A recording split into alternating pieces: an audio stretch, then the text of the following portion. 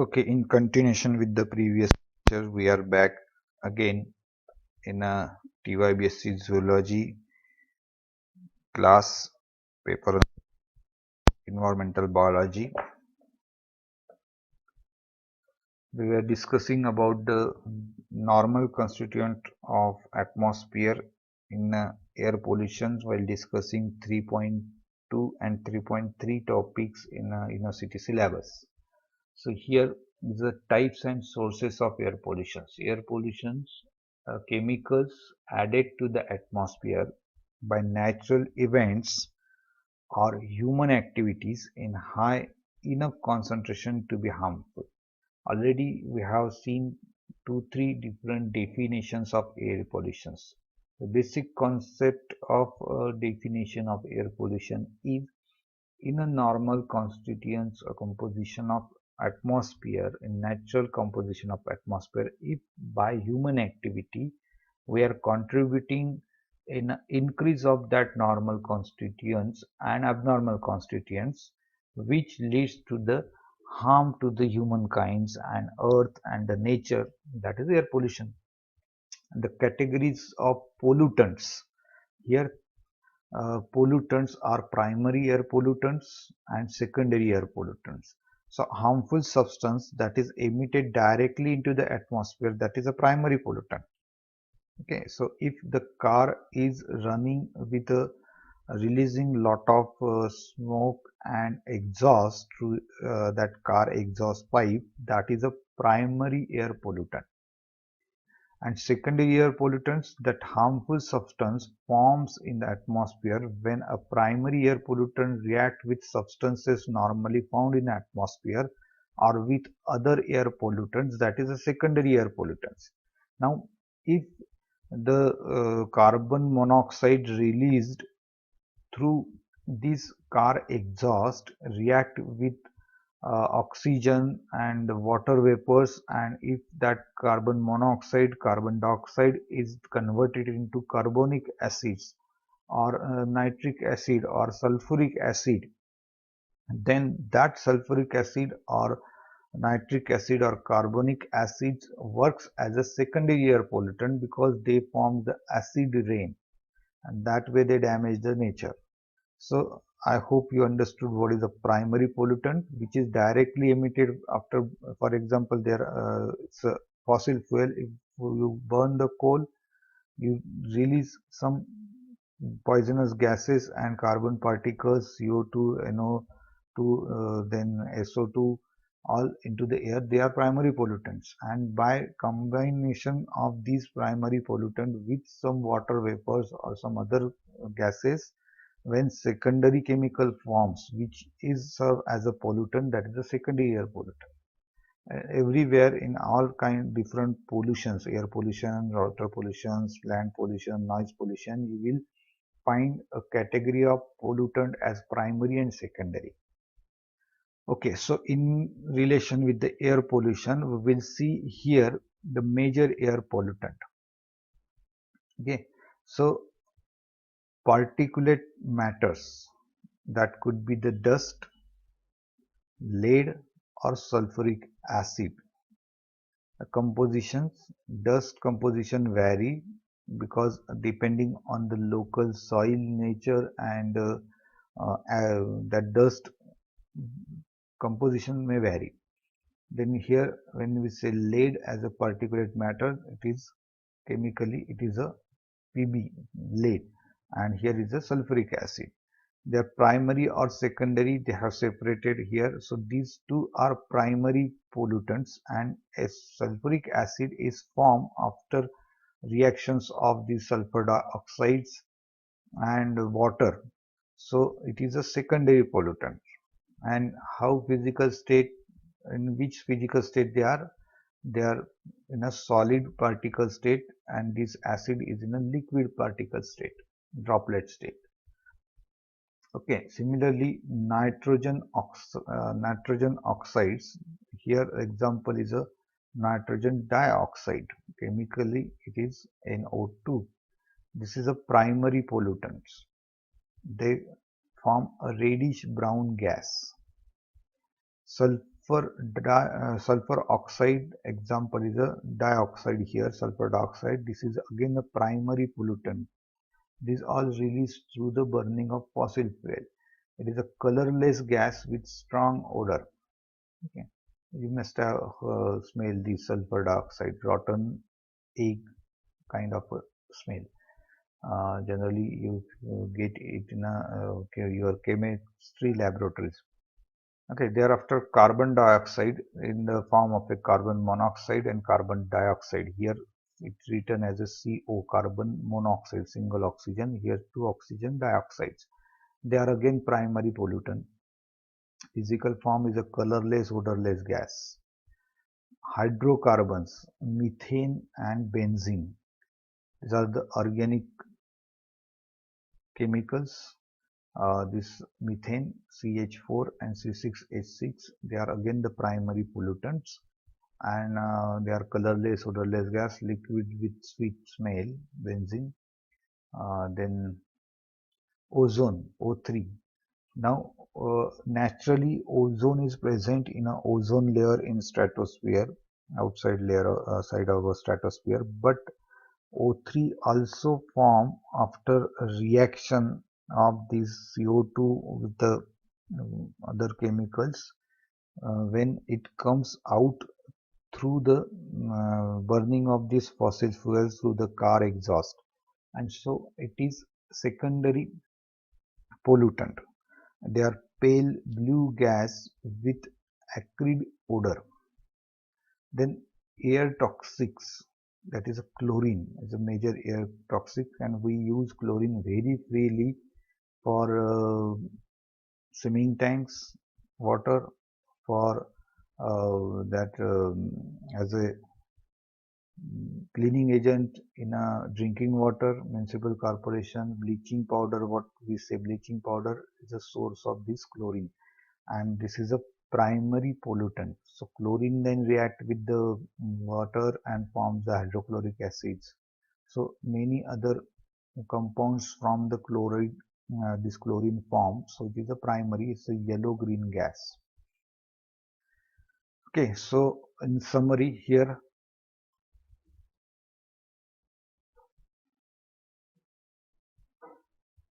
primary air pollutants are carbon monoxide, carbon dioxide, sulfur dioxides, nitrogen oxides, nitrogen dioxides, most hydrocarbons and most particles are primary air pollutants. Secondary air pollutants are all these different acids, hydrogen peroxides form from the combination of these primary pollutants is a secondary air pollutants. Okay, so these are the different sources of these primary pollutants which then convert into secondary pollutants. So this is a that hydrocarbon source, this is a CO2, NO2, SO2 source, this industry CO2, NO2 source. Here from the as you get the carbon dioxides from volcano, and forest fire you get all these gases. Okay, so major classes of air pollutants are particulate material of nitrogen oxides, sulfur dioxides, carbon dioxides, hydrocarbons, and ozone. Okay. Now, primary pollutants are airborne particles that are emitted directly from identifiable sources. These tiny structures are known collectively as particulate matter. Once suspended in air or water, the mixtures of the two become known as aerosols. This aerosols word you have already heard many times in relations with your deodorant spray. In that deodorant also two different gases are mixed together and they are kept in a suspended form, so it is called as aerosols. So similar aerosols are also formed in the atmosphere when these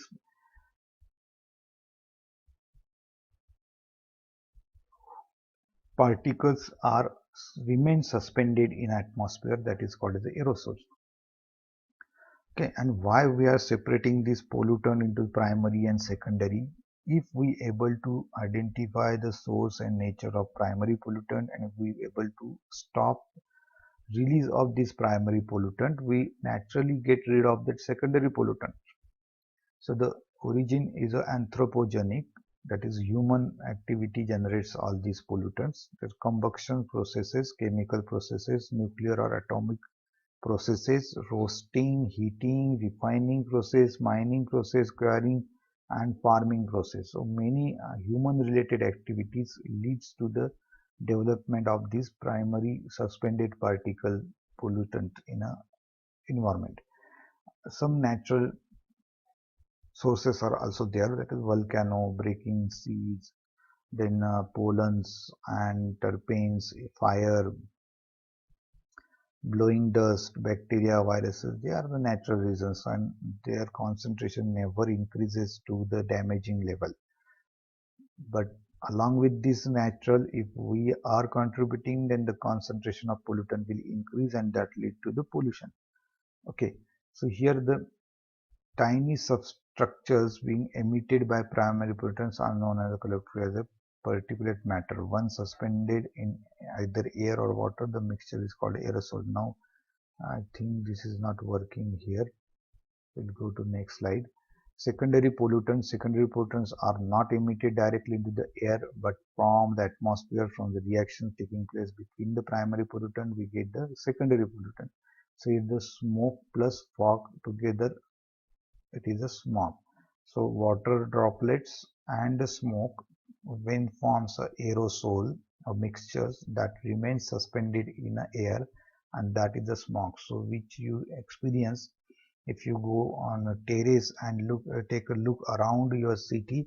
All the city surface is that horizon surface is covered with the that visibility is very less at the horizon because of a formation of this smog. Then fog is a volcanic activities or volcanic smoke plus smog together that forms the fog, which is very less evident in our surrounding. Ground level zone, ground level ozone also uh, reduce the visibility because of these fossil fuel emissions from the cars and industries. They form the ozone layer at the ground level, and that reduces the clarity or visibility, that we will experience the presence of some gases around the ground level. Then particulate matter in detail, we'll see here the thousands of different solids and liquid particles suspended in air. That includes soil particles, soot, lead, asbestos, sea salt and sulfuric acid droplets are very commonly remain suspended in water. Sorry, they remain suspended in air. So sea salt also, you may have experienced that the suspended sea salt near the beach, when you roam near the beach, you will feel some salty sweating on your skin. That salty sweating on skin is a suspended sea salt. When come in contact with the moistures, it settle on your skin and you feel like it is a sweating, but it is actually a suspended liquid particle, suspended particle of the sea salt. Okay, some sulfuric acid droplets are also suspended in air and they slowly settle on the surface. Where there is a lot of industries nearby, they are releasing some smoke in air. That air when goes further and come in contact with the water or clouds, instead of raining, they forms very small droplets of sulfuric acid and they slowly remain suspended and slowly settle on the surface. And that is a deposition of acid. That is not a rain. It is a deposition of acid in a droplet forms. Okay, dangerous for two reasons: may contain material with toxic or carcinogenic effect, and extremely small particle can become load in your lungs. So in such air, if you are traveling in such suspended particulate air, along with the respirations, all these things, droplets of sulfuric acid, asbestos, salt, aerosol particles you inhale, and that goes and settle in your lungs. And thereafter, what happen inside the lungs, you are very well aware. You have learned histology of lungs, you have learned physiology of lungs. So you can imagine what will happen if all these things are settled in your lung. Okay, thereafter, nitrogen and sulfur dioxides are pollutants in air pollutions. So here nitrogen oxides are the gases produced by the chemical interactions between atmospheric nitrogen and oxygen at high temperature. Okay, so these are formed by the reaction of nitrogen oxygen. So nitrogen oxide, these are the secondary pollutants. The problem cause greenhouse gases and cause difficulty in breathing. Then sulfur dioxide, these gases produced by chemical interaction between sulfur and oxygen. So already we discussed this point, how that acid rain are formed, so that cause acid precipitations. Carbon dioxide and hydrocarbons. The carbon dioxide naturally it is emitted through this fossil fuel through the car exhaust. Greenhouse gases. This leads to the accumulation of more CO2, and the atmosphere leads to the heating of Earth. That leads to the greenhouse gas effect and increase in the temperature, and that leads to the melting of ice cap and many more things. So hydrocarbons are another pollutants, that diverse group of organic compounds that contain only hydrogen and carbon. So all that methane, ethane, benzene, all these solvents kind of things come under this heading hydrocarbons. Some are related in photochemical smokes and greenhouse gases. Then ozone is a tropospheric ozone and stratospheric ozone. Stratospheric ozone is a natural ozone present in a ozone layer, which is helpful for us. That is essential component for preventing entry of ultraviolet rays to the atmosphere. And because of man-made pollutant, that is CFC, the gas which you use in a refrigerators or AC or cooling devices, when you use this gas and it is released into the nature, they directly goes into the stratosphere zone where they react with the ozone. That chlorine of the CFC gas react with the ozone, and there is a formation of oxygen O2, O3 converted into O2, and the one oxygen get combined with the chlorine, and that lead to the vanishing of local ozone in a ozone layer at that stratospheric location. And so that forms that is what is called as a ozone hole.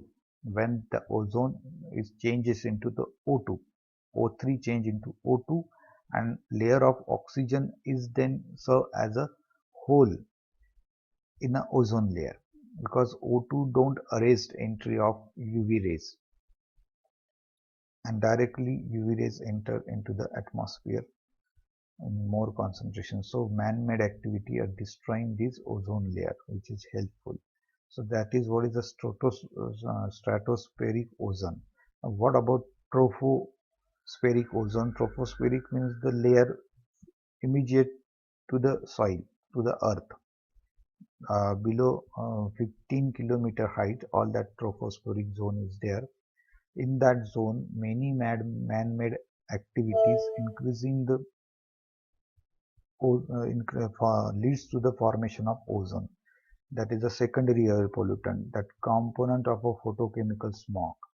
This ozone here change the climate, it turbid the climate, it gives the colorations to the climate, and that lead to the photochemical smoke and disruptions, and that ozone is highly poisonous for human beings and all the organisms. So ozone in stratospheric zone is good, but ozone in tropospheric zone is very damaging, and it is a kind of a air pollutant.